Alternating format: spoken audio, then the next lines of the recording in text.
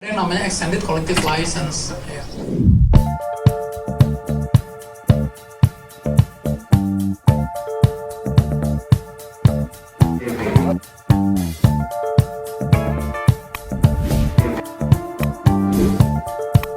Terima kasih ya. Senang, terima kasih saya udah diundang. Cuma memang saya kebetulan memang ada di beberapa organisasi yang diundang, tapi saya nggak representatif ya, karena saya bukan ketuanya. Tapi memang pemikiran-pemikiran terutama dari aspek legal itu saya saling mempengaruhi dengan organisasi-organisasi yang diundang. Meskipun saya tidak ada divisi ya. Tapi saya sama seperti mungkin teman-teman yang lain dari AXI juga ada yang di PAPRI atau ada di FESMI ya. Jadi saya mau ceritakan dulu sedikit tentang saya Kadri Muhammad. Saya pengacara corporate sekitar 35 tahun ya. Saya banyak menangani transaksi-transaksi merger akuisisi korporasi atau BUMN ya. Tapi passion saya itu di haki. Karena saya sejak tahun 2011 dan itu terlibat di dalam penyelesaian sengketa-sengketa pertemanan ya, karena saya memang juga musisi. Mulai dari sengketa antara dulu tuh Mas Yoki dengan Mas Jody ya. Pak Iwan Sastra Aquarius itu saya ada di belakang pada saat Aquarius IMI mau jual aset ke Pak Sanjoyo IGP Record-nya. Saya involved di situ dan kemudian mengeksklud yang dimana ada punyanya barangnya Aquarius kalau nggak salah ya. Kecuali yang Dani Dewa yang bisa dipindahin pada saat itu. Mas Jody pada saat itu bersengketa dengan Mas Yoki karena konser Kantata Barok yang saya juga dilibatkan sebagai salah satu bintang tamu di situ itu dilarang oleh Mas Yoki karena nggak melibatkan Mas Yoki pada saat itu, di mana undang-undang masih gelap nih, undang-undangnya masih undang-undang hak cipta 82 yang diperbarui tahun 87 pada saat itu. Dan kemudian pada saat itu keluarga Rendra maupun keluarganya dari Mas Yoki itu protes dan kemudian hampir ke legal action ya. Kemudian berlanjut di tahun 2013 atau 2012 itu pada saat konser Kidung Abadi ya.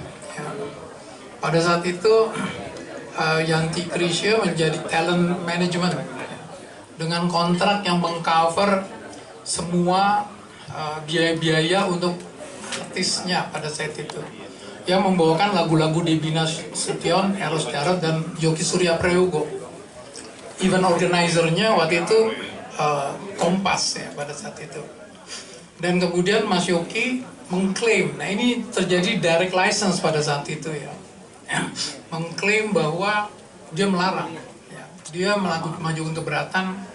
Mungkin Minola kenal sama Deddy Kurniadi pada saat itu. Deddy Kurniadi represented Yogi pada saat itu. Kemudian dari keluarga Risyad itu ada rasanya Panji sama Dewi Soeharto ya. Kemudian juga dituntut di dalam artis-artis di situ ada Once, Gigi, dan lain-lain ya. Nah yang mendamaikan juga saya, tempatnya Eros Jarot. Jadi saya sudah terlibat dalam kasus-kasus serupa ya, pada saat dimana konsep daripada undang-undang hak cipta yang 2014 itu belum ada, belum keluar ya.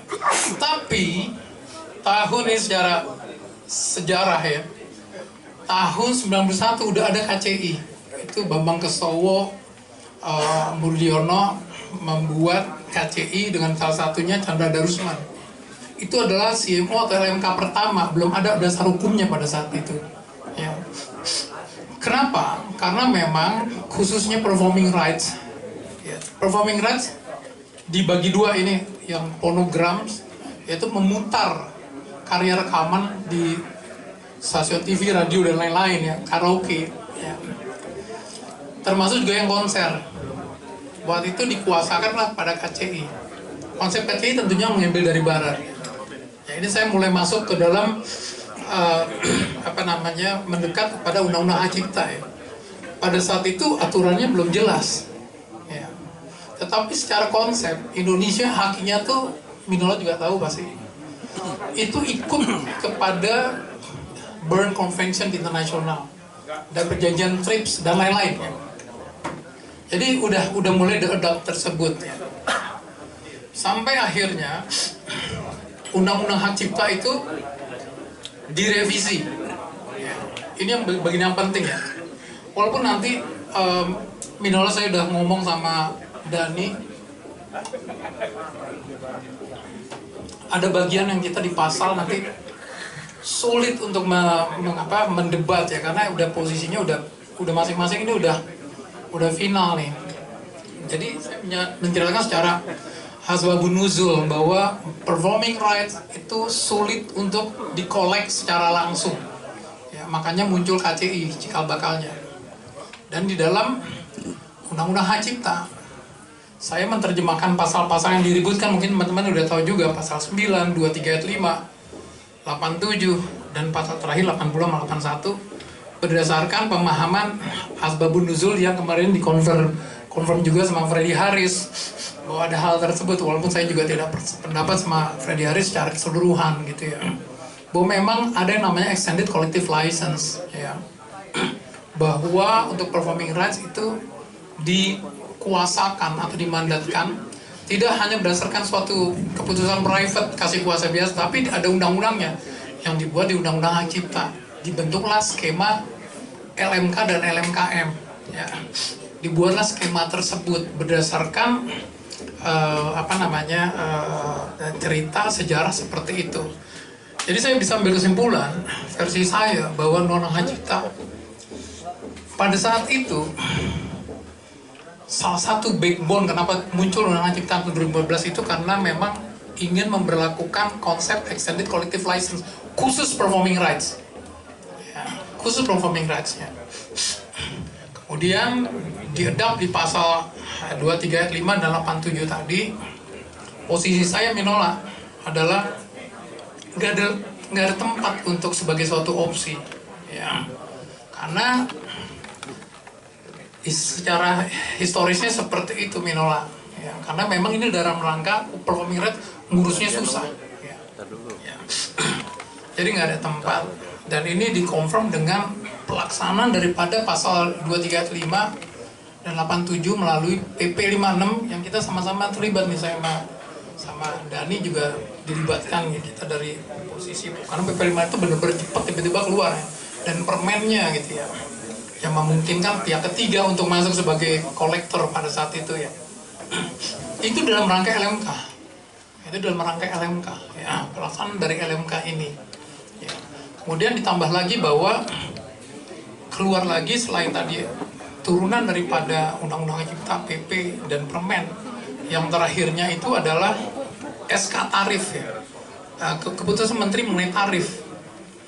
Ya, bahwa untuk konser yaitu performing rights itu pakai 2% dari tiket ya. Ditambah lagi pandangan saya bahwa itulah yang disosialisasikan oleh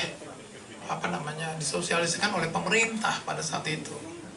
Jadi saya, semua rakyat, Agnes Monica dan lain-lain tahunya bahwa penyanyi itu ya, nyanyi urusan royalti adalah urusan penyelenggara. Kita tahunya itu ya.